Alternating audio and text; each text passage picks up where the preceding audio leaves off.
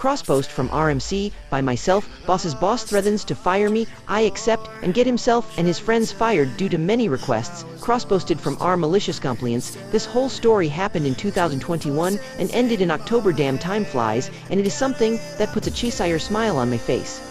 Warning, this is a very extensive story. Grab some popcorn. Background ignore if you like. In January 2021, I began working for a very big American company in Europe that was and is in the energy sector. At the factory plant I began working at, the parts of gas turbines get assessed for restoration and reworked so they can get used again. Each single part would cost several thousand when produced new and hold for like a decade or so. Reworking cost like 1/4 of that, and the part would be good for another 8 to 10 years, with more inspections of course for safety.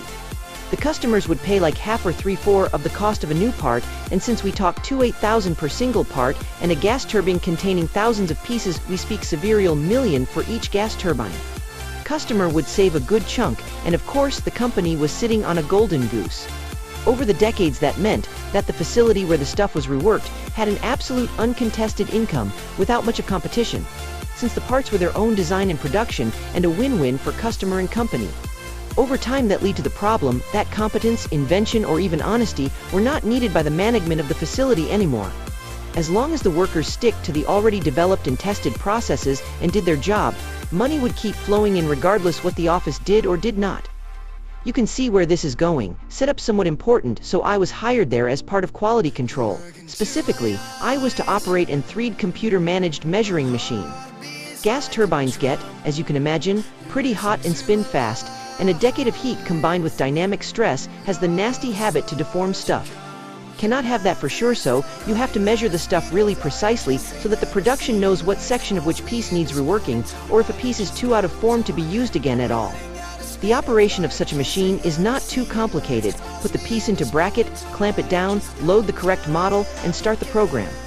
You get the measurement report then as in text file, in Excel, as well as a PDF. The pieces, usually rotary blades, nearly always came in sets 24 to 216, depending on the size. When all are measured, you compile all the reports the machine made into one Excel with a somewhat complicated method.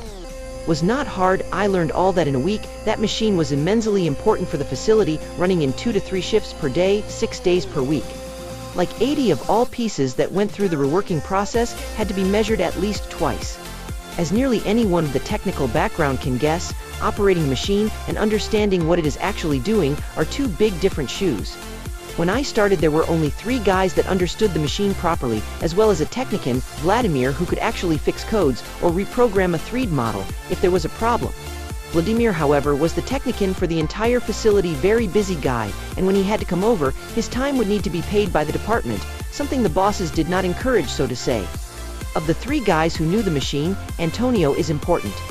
He had been working there for a few centuries at least, knew every nook and cranny, and, while being a simple worker, if shit went wrong, he was the guy you turned to. He had a bit of a short temper and a very blunt language, but he was honest, open, and very fair. I, myself, am not the most social person, always held back, with a brutal honesty, and I take my professional cold attitude a bit too serious, I guess.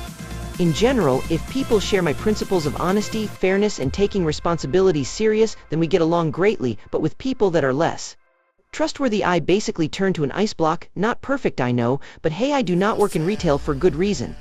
So thing is, despite some heated arguments, Antonio and me really got along swimmingly. What no one knew was that Antonio had, over the decades, collected such a backlog of days off, overtime, and whatnot that he could retire 2 years early.